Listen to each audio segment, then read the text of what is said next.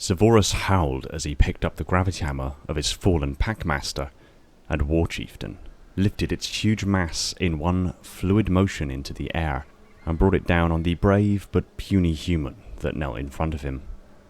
If truth be known, the human just did him a favour. He had been preparing to take the position of packmaster. The age-old tradition of fight to the death didn't much appeal to Sevorus, as his opponent didn't deserve the honour. Sevorus had long held suspicions that the chieftain was losing his faith in the Covenant. As the leader of a Jiralhane master pack, he was raised on the accomplishments of his ancestors, and wished to continue their bold work, having thoughts and ideas that were grand beyond what the Jiralhane could feasibly attain within the Covenant. And rumours within other clans suggested that Valagus was drawing the attention of the prophets as a highly influential figure. Further to this, his chieftain had demonstrated that he wasn't above cooperating with humans. If his delusions of grandeur and thoughts of defiance wasn't enough of a reason to take his head, working with humans certainly was. In his opinion, his chieftain spent too much time talking and thinking, and not enough time acting and fighting. The Jiralhane were naturally aggressive, proud, and had a violent pack culture meritocracy, where being more accomplished meant you had fought and often killed more than lesser accomplished individuals. As such, his chieftain had earned his rank. He, as packmaster, ruled not only the pack here on the planet, but also the thousands of brutes on board the assault carrier above. He was the leader of one of the few master packs, and yet he had earned all of this, only to squander it over his heretical associations. He had planned on biding his time and waiting for his packmaster to be alone and away from the pack so he and his fellow captain could take him down. But as the events of the day transpired, the human had beaten him to it. If humans were considered anything other than heretics under the faith of the Covenant, that would mean he would now be packmaster. But luckily, that wasn't the case. While the human deserved his mercy for his unknowing assistance in taking down the packmaster, he had to be seen to be avenging his demise, to barter confidence and loyalty from his pack brothers. The humans in their midst were quickly diminishing in numbers. Sevorus immediately swung the hammer in a wide arc, hitting and killing 3 humans who got too close, causing their limp bodies to spiral through the air in the ripple of gravity waves the hammer produced. His fellow captain grabbed another human by the chest and simply squeezed until the bones broke and it collapsed lifelessly to the floor. After a few more seconds, the remaining humans broke away in retreat. His pack brothers turned to pursue them, but he stopped them with a loud bellow. They stopped and turned to face him. He scanned the many faces looking back at him, and in a simple but highly obvious gesture, he removed his golden-crested captain's helmet and discarded it, and slung the gravity hammer onto his back, symbolizing shedding the rank of captain and taking control of the pack. The pack remained still for a moment, and then looked past him, before Sevorus had the chance to turn around and confront whatever had drawn their attention. He felt the gravity hammer being torn from his back. He turned to find his chieftain, Valagus, towering over him. The chieftain snarled and chokingly spoke through a severely damaged throat.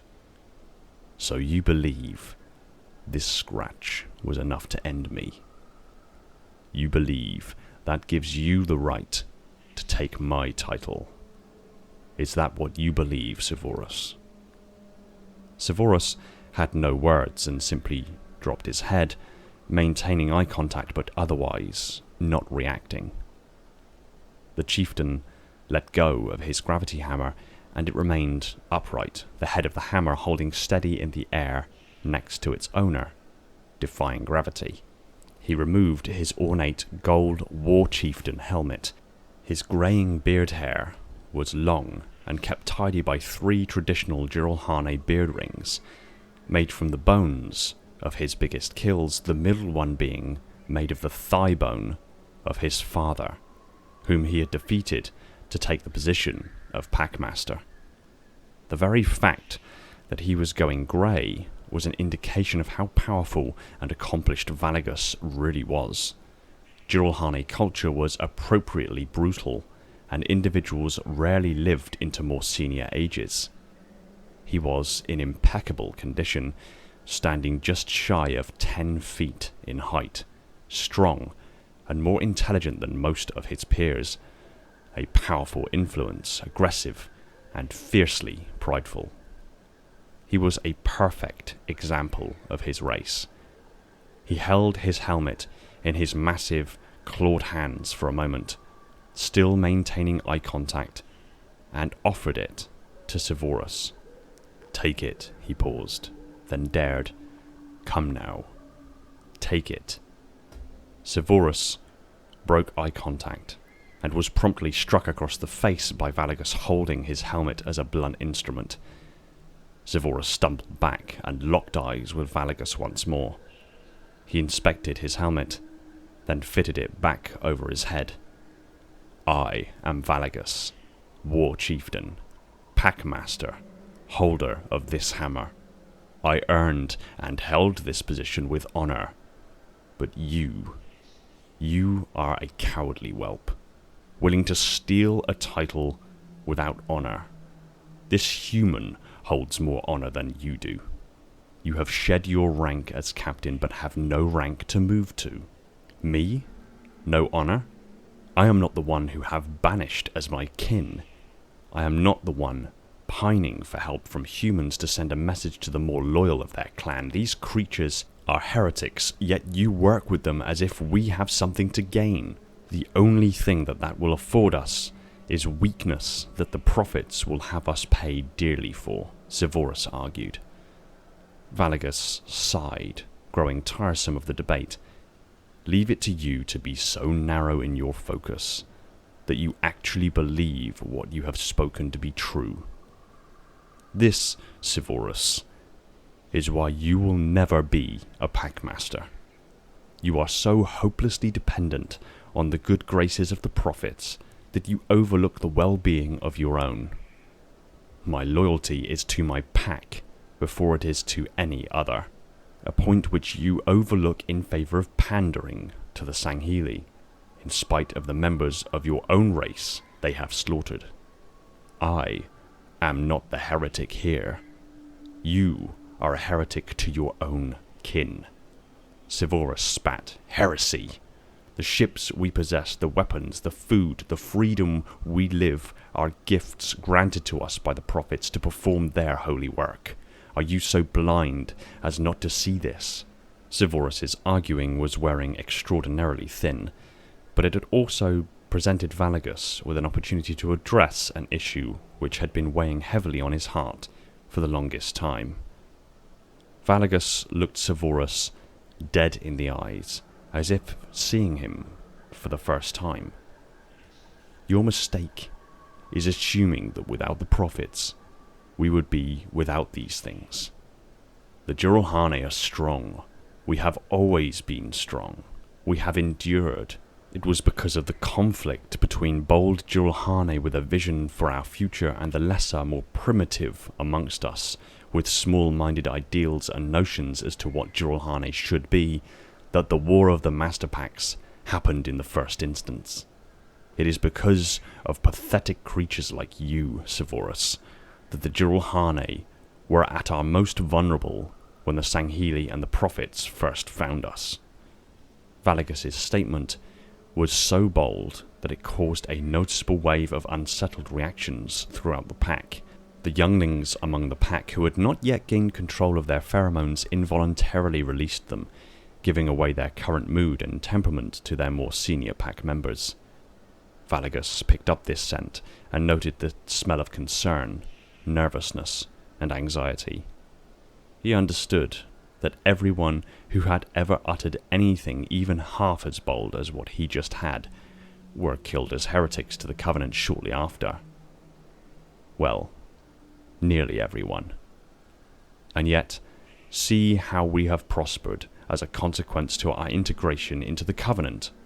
Prospered? Valagus stepped away from Sevorus and strode amongst his pack. When you are aboard ships controlled by Sangheli shipmasters, do you feel prosperous? The scent of the younglings changed to a relatively neutral and calm demeanour, but the pack remained silent. When the prophets speak of the great journey and how every race must serve their will, do you feel prosperous? The pack's combined manner shifted to one of pride, and a few let out grunts of acknowledgement. When you think of how powerful the Jiralhane are, how powerful we have been, and how so many of our brothers and fathers have risen, defined Jiralhane power, and fallen with honour to make each generation after them stronger. Valagus paused as the pack collectively growled in pride.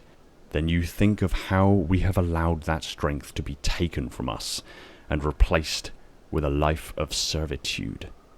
When you think of this, do you feel prosperous?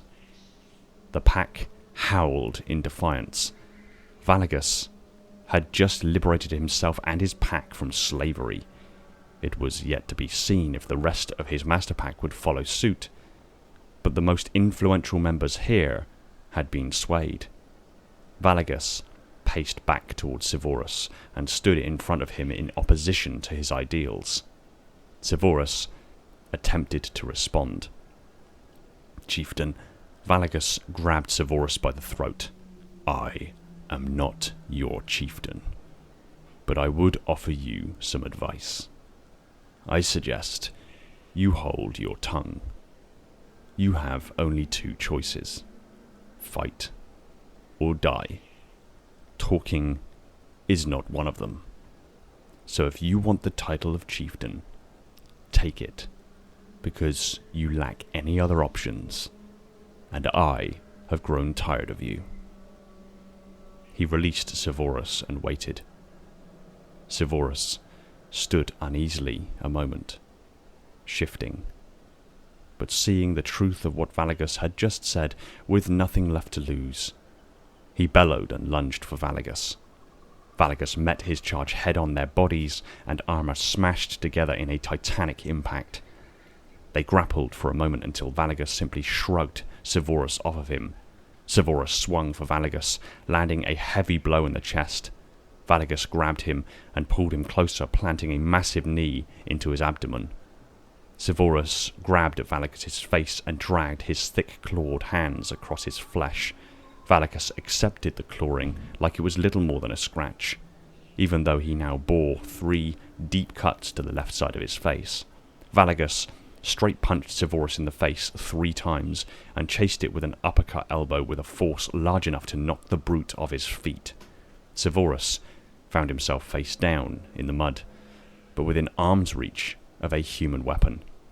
In panic of his impending defeat, he clawed for the weapon, but fumbled with it as he tried to grip the tiny weapon correctly, but was stopped by Valagus' gravity hammer shattering his right arm. Sevorus bellowed in pain before Valagus swung again, caving in the brute's skull. "Anybody else?" Valagus asked, hoarse but barely out of breath. Nobody rose to his challenge. "Good. We have matters to discuss with our human helpers, and that assault carrier is next on our agenda."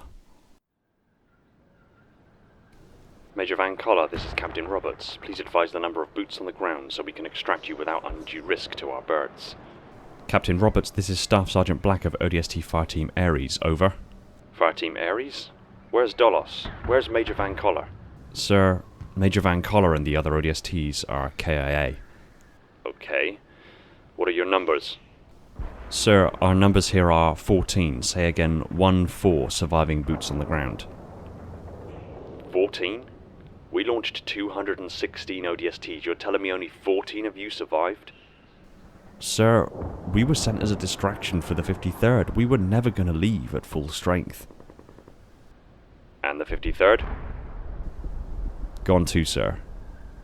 They gave their lives to stop the Covenant on Actium. Understood, Roberts replied with decidedly more enthusiasm in his voice than Marcos would have liked. We will send one Pelican for dust-off, ETA 9 minutes. Sir, we're going to have to move the LZ. Say again, Staff Sergeant? Sir, our original LZ has been compromised. The Covenant knew where our extraction was, and there is a CAS-class assault carrier holding position above the area. We are moving through the New Forest and will continue to head towards the city. There's a clearing a little under 2 clicks from the forest edge. We'll mark it with smoke. We'll be in position in 20 minutes. Fine. The comlink snapped shut. Why did he ask for dollars? Kyra asked. Jamie shook his head. Something isn't right. Dolos disappear, the Covenant knew our LZ, and the captain is asking for dollars. What's the play here? What's your gut telling you? Mitch asked. We got to get off Actium. Covenant are going to glass it one way or another. We need to not be here when they do. Let's get to the LZ. We'll figure this out later, Marcos said. The 14 ODSTs immediately began moving quickly towards the new LZ. The forest was thinning out, and lines of sight were becoming clearer, and the massive ship above them gradually falling behind. After around 12 minutes of fast walking, Ares came across a stream that had eroded the floor of the forest away into a 4 feet deep channel. The stream was nothing but a trickle now, but it suggested it was once a fairly rapidly moving body of water. They jumped down into the channel and continued to follow it as it snaked its way towards the forest edge. They rounded a particularly tight bend in the channel and found a group of civilians hiding under the overhang, exhausted and covered in sweat and dust. There were 27 in total. Where are you from? Marcos spoke to a worn-out but relatively coherent man in suit trousers and a blood-speckled shirt. The city.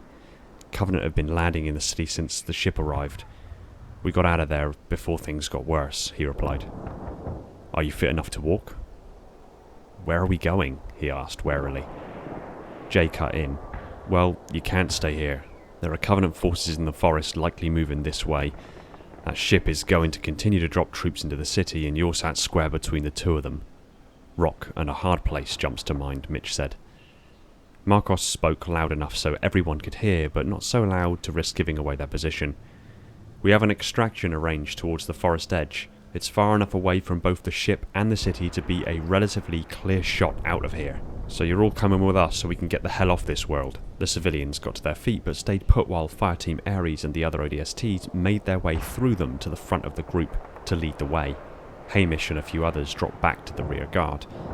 They continued moving through the channel, working their way towards the clearing when Jay got up alongside Marcos. We're gonna need more birds. One at the very least.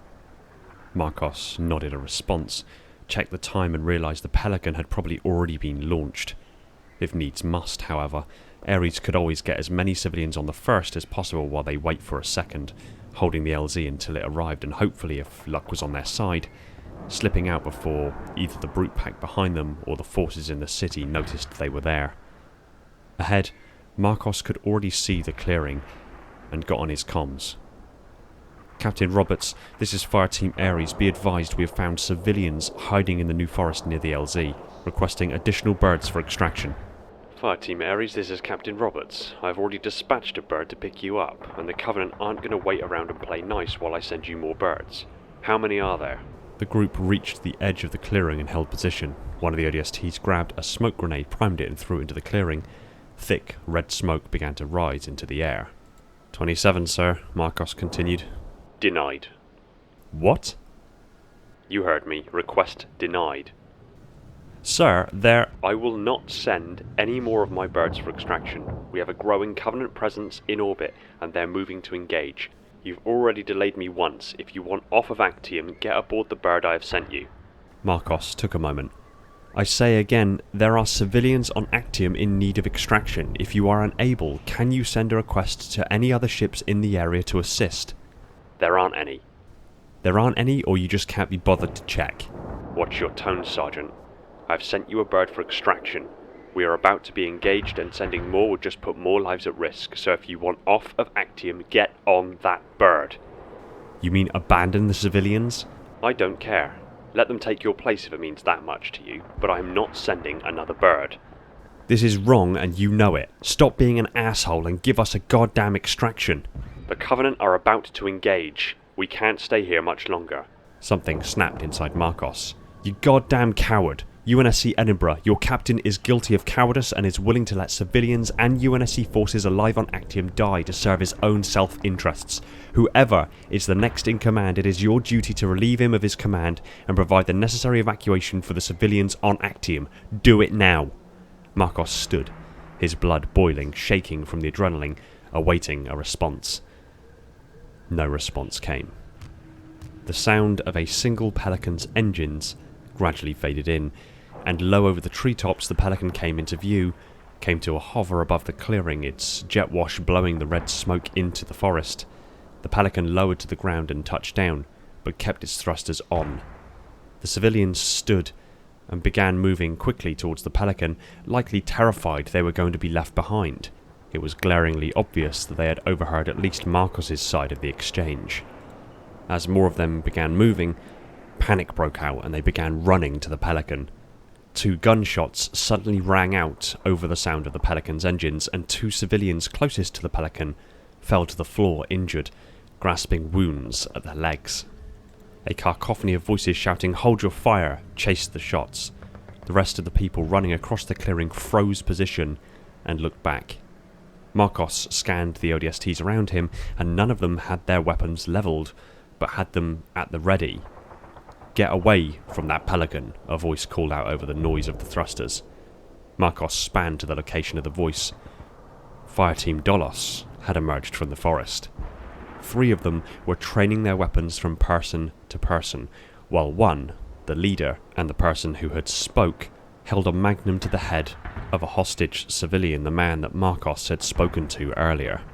Marcos could almost feel the other ODSTs around him wanting to level their weapons. "Do not shoot," he shouted, willing his ODSTs to keep their cool. "We won't if you all back away from the Pelican right now." Marcos ignored the fact that Dolos had evidently mistaken his order as intended for them. "What are you doing?" Marcos demanded an answer. "Actium is going to hell. This bird is the last ship off this world before that becomes a reality. I value my life more than all of yours," the leader of Dolos replied, as they continued to move towards the Pelican. Marcos pushed. "What happened back there? With the brutes?" "That's nothing for you to concern yourselves about. We have an understanding, and it remains that way as long as we make it out of here and back to the Edinburgh." Marcos could barely contain his anger. "You're working with the Covenant? Look around you. Look at what they do. They don't need anything from us. They are winning this war colony by colony no matter what we do." "You're right. No matter what we do, they keep winning. How long would you back a losing side?" "They do not need you. They will kill you and you'll save your breath," Dolos leader interrupted. "You ain't got many left. Don't waste them trying to justify this." Dolos reached the Pelican and climbed aboard, still holding the hostage. "You better hope to God we die on this planet, because if we don't, I'm coming for you," Jay promised. "You hear me, you innie scum?" The Pelican began lifting slowly into the air. "You ain't surviving this. Van Collar said the same thing. Look what happened to him. That's what happens when you threaten me and my brothers." Dolos leader dropped the hostage from the hatch of the Pelican, falling 15 feet to the floor, breaking his ankle in the process.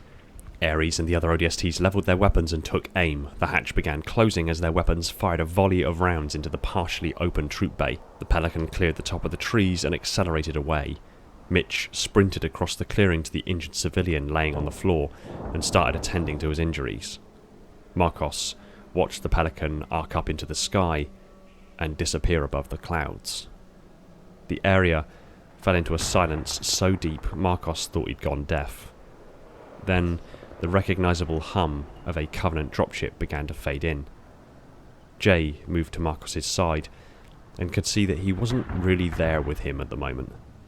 In all their years together, Marcos had always been the more calm and collected of the two of them. For the first time, Jay could see Marcos was not okay. Not by a long shot. "We need to move. We have Covenant forces on approach. Let's keep moving towards the city. We're too exposed here," Jay announced. A splattering of disapproval rippled through the civilians, but Jay shut it down. You either stay here and get killed, or move with us to the city where we can find cover until we can figure out another plan. Up to you. Jay grabbed Marcos's shoulders and gave him a sharp jerk to pull him back to the moment. Marcos looked around the area and nodded. He checked his weapon while Jay went to help Mitch pick up the injured civilian. Hamish and Kara moved to Marcos's side. "Come on, boss," Hamish spoke. "We've got to keep moving." Kyra nudged him with her shoulder, a physical gesture to get him walking. He started moving and set the rage clouding his thoughts aside for the time being. "There's..." Marcos cleared his throat. "There's a spaceport connected to the city. If we head there, we're clear of the city if it starts getting glassed, but in cover and able to fortify our position if we have to." Hamish nodded. "Lead the way, boss."